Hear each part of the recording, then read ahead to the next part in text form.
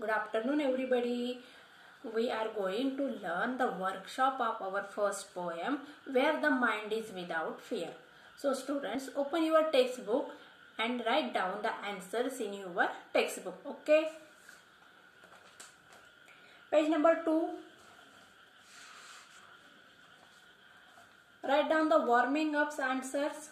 First, pair up with your partner and match the terms with their given meanings. First, humanism. The meaning of the humanism, their matching pair is 5.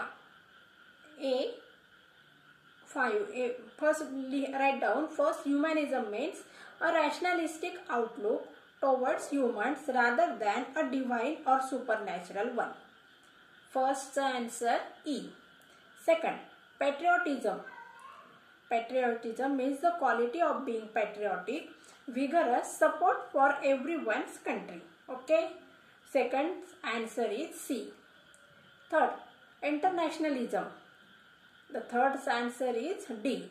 State or process of being international. 5. Environmentalism. Fourth, liberalism. The fourth answer, liberalism, is holding a liberal views. Holding liberal views. Fifth, environmentalism. 5. Answer of the 5 is A. Concern about an action aimed at protecting the environment. Okay. Now, second one. Poems in English are of different types. या ठिकाणी बघा विद्यार्थ्यांना आपल्याला English लिटरेचरमध्ये कुठल्या प्रकारच्या poems असतात. म्हणजे poem म्हणजे कविता आहे आपल्याला सर्वांना माहिती आहे. परंतु या पोएममध्ये पण कॅटेगरी पडत असतात. वेगवेगळ्या पद्धतीने या पोएम लिहिल्या जात असतात आणि त्या पोएमला वेगवेगळे नाव दिलेले आहेत. मग या ठिकाणी नाव आहेत बघा, त्यांचे टाइप्स आहेत. सॉनेट आहे, लाईम ब्रिक आहे, बॅलेड आहे, एलेजी आहे, फ्री वर्स आहे, इपिक आहे, लिरिक्स आहे, ह्युमरस पोएम्स आहेत, इडली आहे. बघूया पुढे. Taking the help of a dictionary, internet, guess and write the types of the poem against its description. First, a long story poem, often mythical. म्हणजे खूप मोठी अशी पोएम. मिथिकल म्हणजे काय, त्यातून काहीतरी आपल्याला पौराणिक असं सांगितलं जात असतं, त्याला काय म्हणायचं, एपिक. एपिक म्हणजे काय, महाकाव्य. Second, a short story poem with a message. छोटीशी पोएम आहे, त्यामधून आपल्याला काहीतरी मेसेज दिलेला आहे, त्याला काय म्हणायचं, बॅलेड. तिसरं, अ पोएम ऑफ 14 लाईन्स. 14 लाईनची कविता, त्याला काय म्हणायचं, मग सॉनेट. चौथं बघा, अ सॉन्ग लाईक पोएम. कवितेसारखी कविता म्हणजे गाण्यासारखी कविता, त्याला काय म्हणायचं, मग लिरिक. पुढचं बघूया, a poem with no uniformity of rhyme, rhythm etcetera. त्याला काय म्हणायचं, फ्री वर्स. म्हणजे ज्या कवितेमध्ये कुठल्याही प्रकारचं युनिफॉर्मिटी म्हणजे काय, साधर्म्यता नसतं, सारखेपणा नसतो. कशामध्ये, राईम मध्ये आणि रिदम मध्ये, तालबद्धतेमध्ये सारखेपणा नसतो. त्या कवितेला काय म्हणायचं, मग फ्री वर्स. A poem set in a picture skew rustic background. अशी कविता की ज्यामध्ये ग्रामीण भागाचं आपल्याला सेटिंग असतं किंवा ग्रामीण भागातील चित्र चित्रित केलेलं असतं, त्या पोएमला काय म्हणायचं, इलियड. काय म्हणायचं त्याला, Iliad. Okay.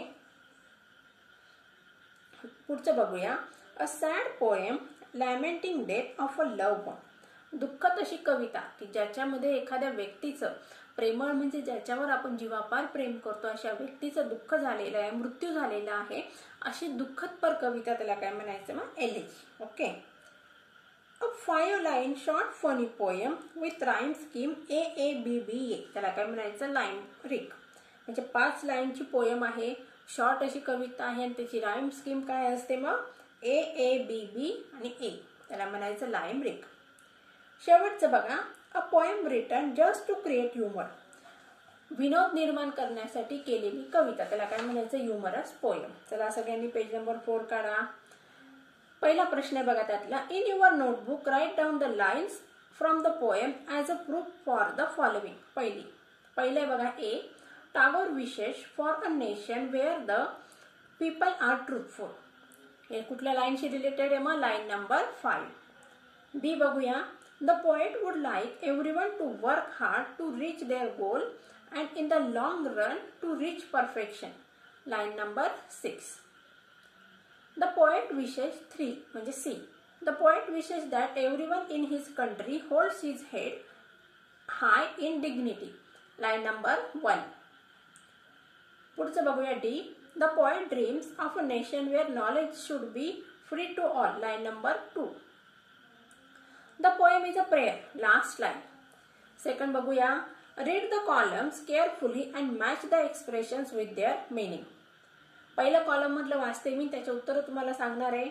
The head is held high. त्याचे आन्सर आहे C. A person with the self respect and proof of possessing it. पहिल्याचा आन्सर काय आहे? सी. लिहून घ्या पटकन. पहिल्याचा answer C. Second, narrow domestic walls. सेकंडचा आन्सर आहे डी, नॅरो माइंडेडनेस. सेकंडचा आन्सर काय आहे? Narrow mindedness. तिसरं बघूया. Knowledge is free. त्याचा आन्सर आहे E, education is given to all. चौथं, डेप्थ ऑफ ट्रूथ. चौथ्याचा आहे बघा बी, सिन्सिअरिटी ऑफ हार्ट. पाचवं, माइंड इज विदाउट फिअर. पाचव्याचं उत्तर आहे ए, फिअरलेस पर्सन. सहावं, स्ट्रेचेस इट्स आर्म्स. सहाव्याचं उत्तर आहे एच, एम ॲट परफेक्शन. सातवं बघूया. Clear stream of reason. सातव्याचं उत्तर आहे बघा G, clear thinking. Dead habits. आठव्याचं काय आहे बघा एफ. एफ म्हणजे काय आन्सर आहे त्याचं? Dried in fertile land of science. नववं बघूया. Ever widening thought and action. नवव्याचं उत्तर आहे आय. आय म्हणजे broadening the outlook and attitude. सगळ्यांनी उत्तरं लिहिले बघा. दुसरा आणि तिसरा जो प्रश्न आहे त्याचे उत्तरं मी तुम्हाला लिहून पाठवणार आहे. ॲप्रिसिएशन आणि त्याचबरोबर तिसऱ्या मधलं ए आणि बी याचे उत्तरं मी तुम्हाला लिहून देणार आहे. ते उत्तरं तुम्ही नंतर तुमच्या वहीमध्ये लिहून घ्यायचे आहे. आता आपण प्रश्न नंबर 4 कडे वळूया. Read the poem carefully and complete the table after the discussion in pairs. One is done for you. Concept in the poem. Mind. Present situation बघा त्याचं उत्तर दिलंय. Mind is full of fear. Expected situation, fearless mind. Head. आता present situation काय आहे बघा इथं? Head is बो डाऊन. म्हणजे कवितेमधली सिच्युएशन आपल्याला या ठिकाणी सांगायची प्रेझेंट सिच्युएशन मध्ये. आणि कवी काय एक्सपेक्ट करतोय ते सेकंड कॉलम म्हणजे थर्ड कॉलम मध्ये आपल्याला लिहायचंय. Head is held high. Third आहे बघा knowledge. Knowledge is limited. Third ह्याच्यात काय आहे? Knowledge is limited to few person or people. मग आपल्याला एक्सपेक्ट काय आहे? कवीला काय एक्सपेक्ट आहे? Knowledge is free and available to all people. चौथं बघा words. Words are insincere and harmful. बघा वर्ड्स आर इनसिन्सिअर. चौथ्याचं उत्तर काय? वर्ड्स. Words are इनसिन्सिअर. मग आपल्याला काय लिहायचंय? Words are truthful and sincere. तिसऱ्या रकान्यामध्ये लिहा, कॉलम मध्ये लिहा. Words are sincere and truthful. लिहिल्या सगळ्यांनी. पाचवं हॅबिट. हॅबिट काय म्हणजे? Habit are old tradition, rituals and customs that are harmful. परत एकदा सांगते. Habit means old traditions, rituals and customs that are harmful. मग आता या ठिकाणी काय लिहायचं आपल्याला? There is the reason, there is a reason and clarity of thought. काय एक्सपेक्ट करतोय कवी? Reasonable and clarity of thought. Reasonable thought, clarity of the thought. बघा thought and action. Thought and action are determined by the narrow minded attitude. सहाव्याचं काय बघा? Thought and action are determined by narrow minded attitude. आता या ठिकाणी काय लिहायचं? Expected situation मध्ये thought and actions are determined by a broad outlook. Are determined by broad outlook. आता पाचव्यातलं ए बघूया आपण. Complete the following sentences. आता मी वाचणार आहे, उत्तर पण तुम्हाला सांगणार आहे. तुम्ही पटकन उत्तर लिहून घ्यायचे आहेत. When the mind is without fear and head unbowed we enjoy complete freedom. काय लिहायचे त्या ठिकाणी? Complete freedom. बी बघूया. When knowledge is free every citizen enjoys the right to learn. Learn, LEARN, learn and obtain knowledge. OBTAIN, obtain knowledge. Okay. C बघूया. We can prevent social injustice. काय लिहायचे त्या ठिकाणी उत्तर? Social injustice. When we pull down discriminatory walls of caste, class, reasons etcetera. D बघूया. Constant effort strive leads to. उत्तर सांगत आहे मी, लिहून घ्या. To achieving our goals and to perfection the following old traditions. काय डीचं उत्तर? Achieving our goals and to perfection the following of the old traditions that are harmful. Tagore, logical thinking and reasoning can put to stop the following old traditions. Okay. हिचं उत्तर काय आहे? Logical thinking and reasoning can put to stop the following old traditions. F बघूया. Tagore appeals to God to make his country a heaven. Tagore appeals to the God to make his country a heaven where people have good thoughts, say good words and do good actions. परत एकदा सांगते. Tagore appeals to God to make his country a heaven where people have good thoughts, say good words and do good actions. Okay. B. Fill in the blanks. Students should keep themselves aloof from old harmful traditions. लिहा त्या ठिकाणी उत्तर. Old harmful traditions. लिहिलं सगळ्यांनी. बघूया पुढचं. B. When knowledge is free everyone will be literate.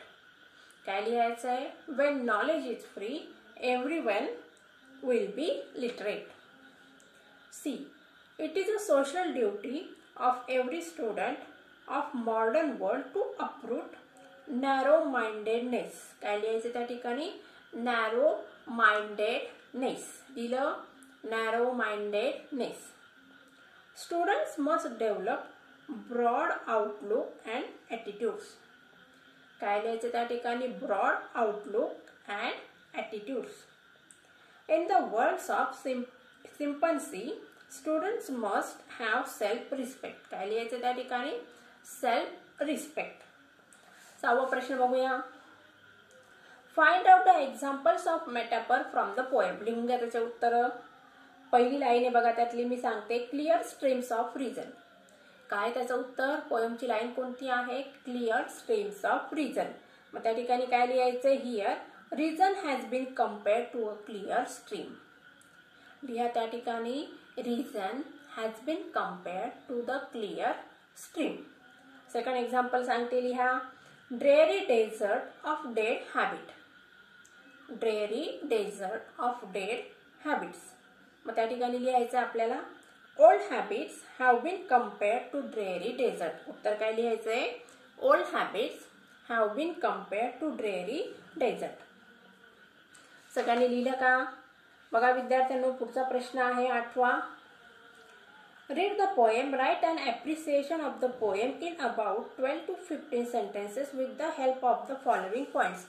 बघा विद्यार्थ्यांनो, पॅटर्न चेंज झालेला आहे. मागच्या वर्षी आपण नवीन पॅटर्ननुसार ॲप्रिसिएशनचा प्रश्न सॉल्व्ह केलेला होता.